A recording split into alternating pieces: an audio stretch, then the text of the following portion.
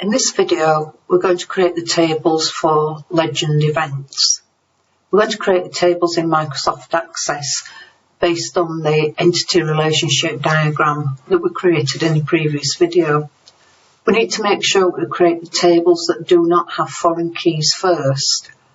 Why do we need to do that? Well, because we need to have the primary keys from these tables as foreign keys in other tables, and if they don't exist, we can't use them as foreign keys, so we'll have difficulty creating them.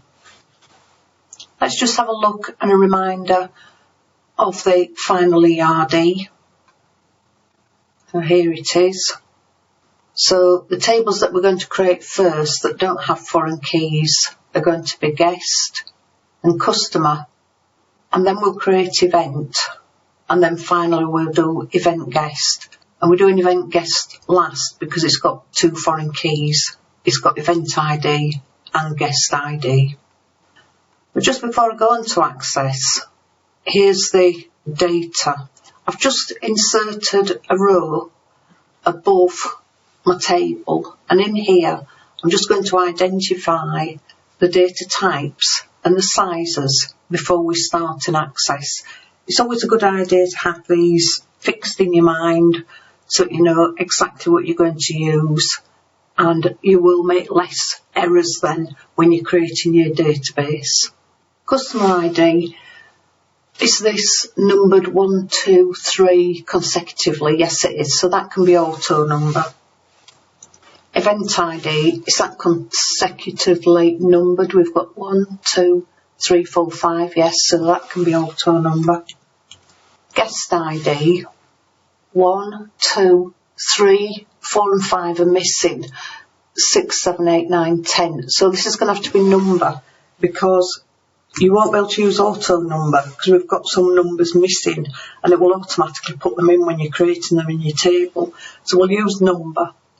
Customer surname is going to be short text, and the size of that, if we look for the longest one, which is probably green, 1, 2, 3, 4, 5, 6, we'll make it 10, just in case we have any customers in the future with a longer name. Phone number, we're not going to store this as number, we're going to do it as short text. The reason is because it has a space in the middle, and the size of that will be 1, 2, 3, 4, 5, 6 and 6, 12. House number, again, if we just look at the data carefully, yeah, they're all numbers apart from this 3B, so that's going to be short text because it's got a B in it. And if we say 5, the next is postcode, that's going to be short text. And if we just count up the longest, 1, 2, 3, 4, 5, 6, 7, 8. Then event date, that's going to be date and time, and we'll do it as short date. Event type, that will be short text. Again, look for the longest one. Training possibly. 1, 2, 3, 4, 5, 6, 7, 8. We'll do it as 10. Cost per guest, that's going to be money, so we'll do that as currency. Number of guests, that's straight numbers, so number. Guest surname, short text. And the longest one, 1, 2, 3, 4, 5, 6, we'll do it as 10 again. And then dietary requirements, 1, 2, 3, 4, 5, we'll do it as 7, short text, 7. So we've got a clear idea now of the data types. Just a word of warning, if you have event ID as a foreign key, in its home table it's auto number. When you have an event ID as a foreign key in another table, it has to be number. It can't be auto number again. But we'll see that when we start creating the tables. So I've started a new database and it's opened up with table 1. So the first table we're going to create is TBL guest. So if we go into design view, it will ask me to save straight away.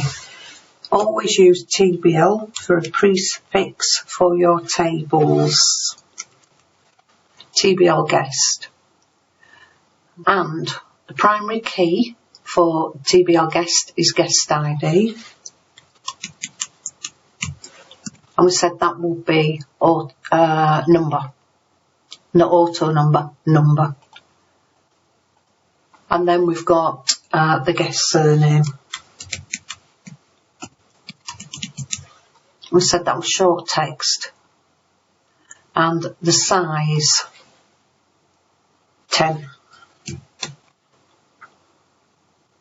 Make sure you save your tables as you're going along. And I usually close them down as well. So that's TBL guest. The next table we're going to create is TBL customer. So create, table, go into design view, TBL customer, and OK. The customer ID is the primary key. And we said that could be auto number. And we've got the customer surname. We said that was short text. 10. And we've got the phone number. And we said that was short text. This time it's 12. And we've got the house number. Again, short text. 5. And the postcode. Short text. This time it's 8. So have we got all the details of the customer there? We've got the customer ID, the surname, the phone number, the house number and the postcode. Save your table and close it down. The next table we'll create will be TBL event.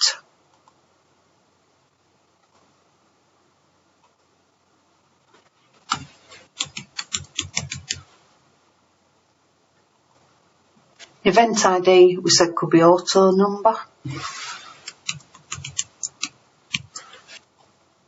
We've then got the event date. We said that will be date and time. If we format that while we're here to short date. And the next one is the event type. Short text and 10. We've got the cost per guest, currency, number of guests. I'm going to call that max no guests. And that's a number.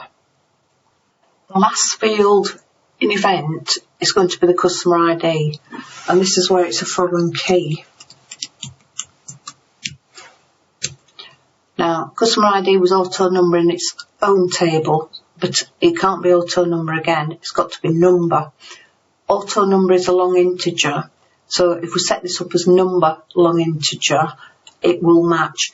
You need to be careful with matching foreign keys and primary keys. They've got to be exactly the same data type and size. Whether it's short text or number, the size has got to be matching. Now, as this is a foreign key, what we're going to do is set this up with a lookup wizard to get the customer ID from the customer table. So let's just go through that. So if we click on the down arrow, let's move this up a touch so you can see. We've got the lookup wizard. And we want to get the lookup field to get values from another table. So next, and we want to get it from TBL customer. We want the customer ID, so put that in your selected fields. No sorting at this point, next. And it shows us a column, there's nothing in it because we've got no data in, that's fine. and then always enable data integrity. And I usually do cascade delete as well. Just a quick word about this enable data integrity. What this means is if you've set that and you're trying to create an event for a customer that doesn't exist in the customer table, it won't let you do that. Your customer has got to exist for that event. And finish. And save. Let's save the table. And save again. Let's close that down. Okay, the next table we're going to do is going to be TBL event guest.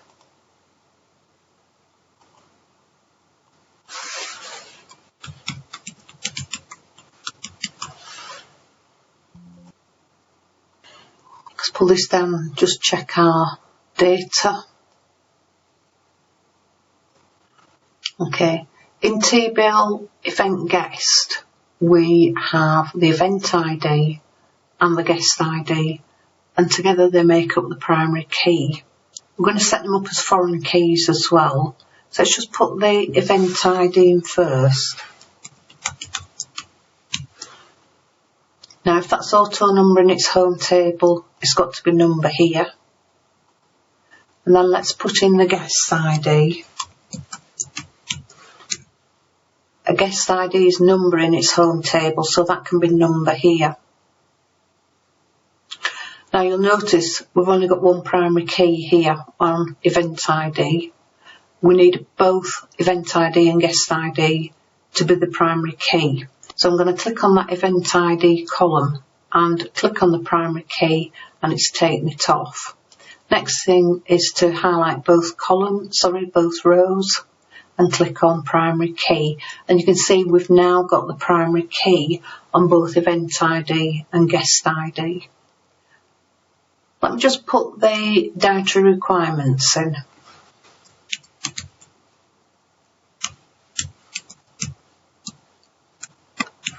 We said that was short text and 7. We'll set this up as a foreign key, and we'll use the lookup wizard again. We want the field to get the values from another table. Next. This is the event ID, so that will be in TBL event. Next. We just want the event ID as a selected field. Again, nothing in it, but that's okay, we've got no data in. And always enable data integrity, cascade delete and finish. It'll ask you to save. Okay, now we'll do the guest ID similarly because we want to get the guest ID from the guest table.